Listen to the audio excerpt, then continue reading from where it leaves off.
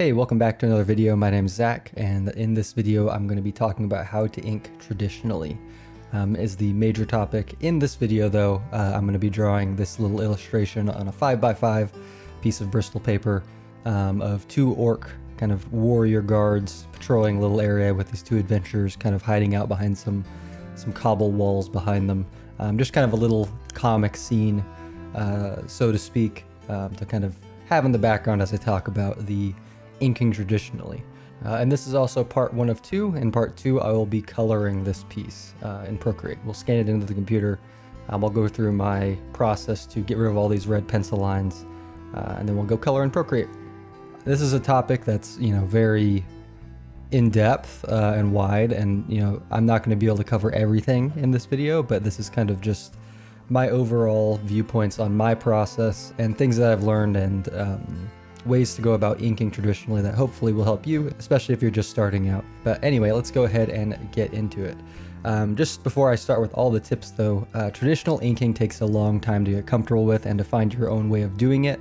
As with all other aspects of art and even other art forms, there is no quick way and easy path to mastering it. It takes years, a lifetime, to truly master it, and even then, there's still going to be more you're learning. So it just takes a lot of time. You have to be constantly trying new things, finding out what you like in the process, so on and so forth. There is obviously no Command Z in traditional inking other than whiteout, and by Command Z I mean the undo button. So if all else fails, just keep working at it, keep at it. Even if none of my tips or other people's tips make any sense to you, just with the way you work, and eventually you will arrive at a place that you're happy with, or you should.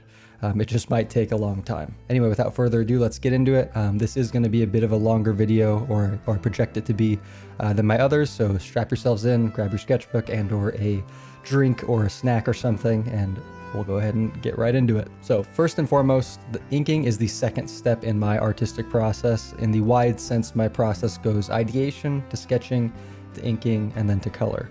Sketching and ideation, however, are kind of their own topic, and I will make a video on that in the future.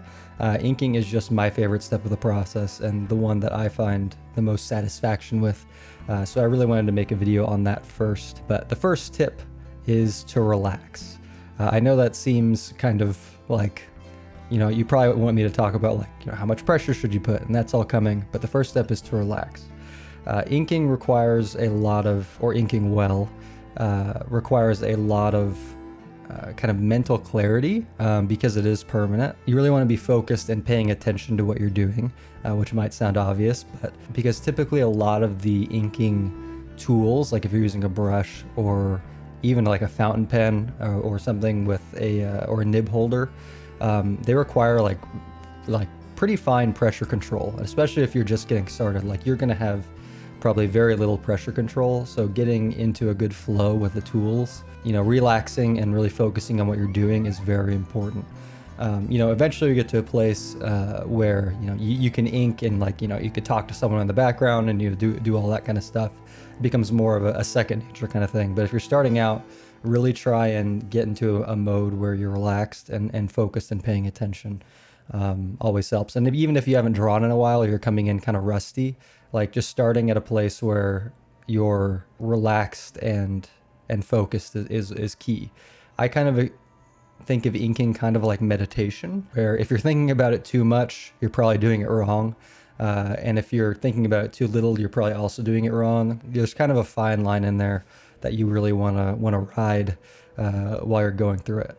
And it takes time to obviously get that attunement to yourself and to the tools you're using.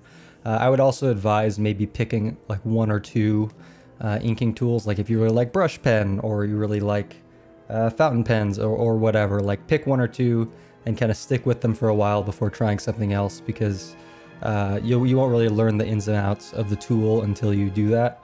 This really goes with any artistic tool, even if you're like a painter. Going forward, relaxation, that's a whole mental game of art topic. But to the more technical stuff, we'll talk about pen pressure. Obviously, thick lines you press a little bit harder, thin lines you press less. I typically use brush pen, and that's my favorite inking tool. I would say that and a flex nib fountain pen both require pretty fine pressure control. And that's kind of, I already kind of talked about it, that's something you kind of got to feel out for yourself. Everybody's going to use it differently. I think that's why I like traditional inking so much more than digital, is you really feel like it's you putting the marks down, right? You're using a physical or a more physical tool for a specific purpose rather than one that, you know, can do other things. Because obviously like a Cintiq stylus or something like that can be a paintbrush and an inking brush all at the same time. But like you're using a brush pen, which is meant for inking, or, you know, watercolor if using a water brush, so on and so forth. Like the tool is meant for inking. So you really have to learn how you like to use it and the kind of pressure you like to apply. Like some people are super messy, some people are extremely fine. My style is a little bit more wobbly in the lines. Some of that is natural with the type of brush pen I use. Some of that isn't. So kind of also finding a brush pen or, you know, the inking tool that you like that matches the type of pressure you put down is also key. And kind of going off of that, my third tip here is don't trace what your artwork, just draw it. And what I mean by that is obviously you're going to be doing some tracing, right? Like especially if you have an undersketch, you know, you're going to be drawing the outlines that you sketched. But what I mean by that is also like don't just do that. Kind of find spaces in there to play. Like if you watch the artwork I'm doing in the background, you'll see that like I'm adding marks that I didn't make with my pencil like all the time. Like I'm adding extra shading, kind of adding interesting shapes. I had like little bolts on some of the helmets, that kind of thing. Like inking is also part of your creative process and the artistic process as well. So you don't want to just leave it as this kind of like extra step that you need to do to get to color, right? Like it's just as important as your sketch and your color in the end. You know, they all hold equal importance.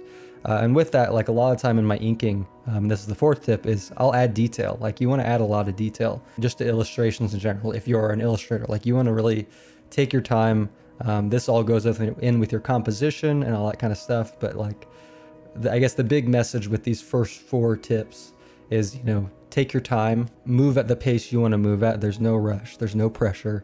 Just, you know, kind of make your artwork and, you know, have fun with it. Like explore the process and yeah, enjoy it. Some tips on shading and hatching, you know, some basic ones are like, you don't want your hatch marks to go opposite directions unless you're obviously cross hatching. So like, for example, if I put some kind of rounded hatch marks, like you'll see me do it later, below the guy holding the spear on his forearm, all those hatch marks are going to kind of follow the same direction. If you put them in the opposite direction, or if I started doing like vertical or cross hatched hatch marks, it implies a different shape to things. So be sure you're aware of the form and shape of the object as you're adding hatch marks, especially if there are more of those like aesthetic hatch marks that kind of add a little bit more dimension. Like you don't want to be adding those in random places, right? You want to kind of just be pretty intentional and minimal with those, and really be aware of where your hatching goes. But the big tip there is like, don't have your hatch marks going opposite directions. Try and get them to have the same flow. So like if it's your hatch marks are wider at the bottom and they're not at the top and it's in a specific area, make sure all of them in that area have that same kind of general flow, and think about form when you're rounding out shapes. Next tip is embrace your mistakes. So when I first started inking, I was definitely the type of person that would trace things, right? Kind of against the don't trace, draw tip I had earlier. You really want to just kind of go. Like the less thinking you're doing, the better. You want to kind of, the best way I can describe it is you kind of just want to do it, right? And part of that Nike just doing it is embracing your mistakes. You know, I would say 90% of my style is built upon the backs of mistakes I made when I first started out and then learned to fall in love with them, right? So like I would never have these wobbly lines that I have now. I would never, you know, have just patches of hatching hanging off of things like I do now. I just kind of learned to let go and stop micromanaging myself so much and just make the art, and it is what it is, and that's what you made, which kind of sounds super like, oh yeah, okay, whatever, because there's obviously some technique there, and you know, learning anatomy and form and shape and, you know, all the basics wrapped up into that. But once you have that foundation, you know, you can be the greatest anatomical drawer and understand anatomy perfectly, but if you don't have this freedom quality to your artwork of, you know, you just kind of being yourself and, you know, realizing that your mistakes are actually your perfections, you're never really going to find your style or that kind of thing, like those hot topic big things that every artist starting out wants to figure out. Like, you're not going to figure that out if you don't just chill the heck out and make your artwork. Your mistakes are what they are, and you know, sometimes they're good, and I would say most of the time they're good.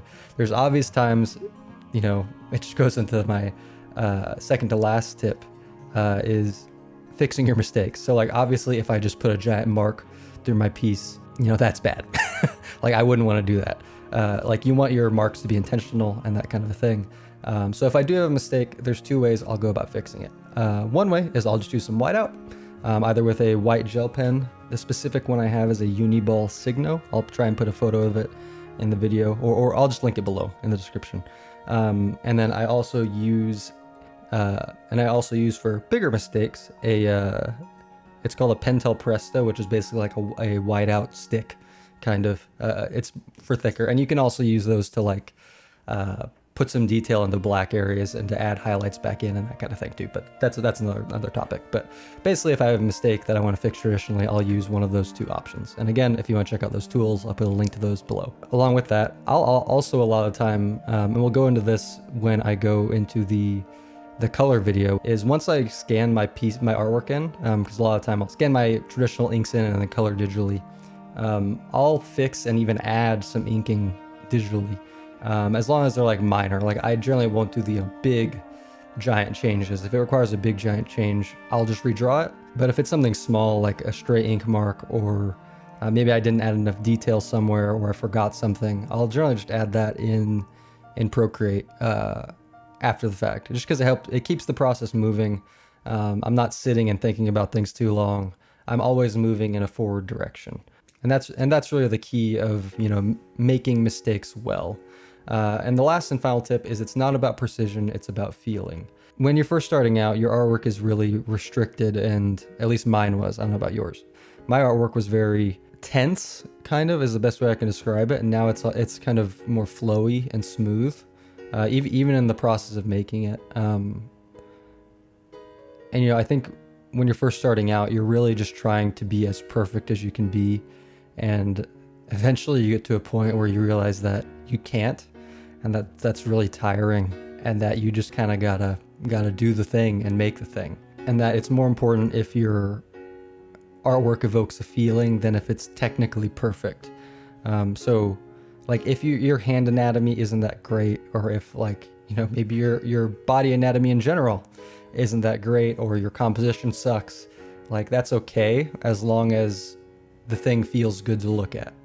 Now, that's not an excuse, obviously, to not learn those things, because they're all very important things to learn. If you want to have any sort of, like, quote unquote realism to your work, in terms of, like, you know, where body parts are placed, that kind of thing, then it is important, you know, and you should go learn that as much as you can. But at the end of the day, even if, like, maybe you don't know how to draw a certain muscle that goes somewhere, it's, you know, it's kind of okay to leave it out, as long as you maybe know all the ones around it and everything flows how it should, right? You want to be right, but not correct, if that makes sense. Like, finished, not perfect, as some people say. But yeah, hopefully this video made sense. I know a lot of it was kind of like very heady. I'm trying and doing my best to tackle the more mental side of art and feeling side of art with these videos going forward. That's the part I'm interested in the most. I think a lot of people cover the technical side of things, and that's very important. And you know, you should go watch those videos. I'm not the most technical artist out there. I'm more focused on creating images that evoke an emotion or make someone feel something, as others are too. But that's really the part that I am attracted to when talking about art and artwork. Probably the part that's like super pretentious, but that's okay. But if you have any questions about my process or anything like more technical, like, you know, feel free to ask that below. I'd love to answer it. It's just not where my brain goes first when I'm thinking about art. So if you have questions like that, like I said, just ask them below. I'm more than happy to answer them. Answer any questions about, you know, the tools I use. But hopefully this helped. If it did, like I said, let me know in the comments. Feel free to continue the conversation there, and subscribe for more. And otherwise, I'll catch you later.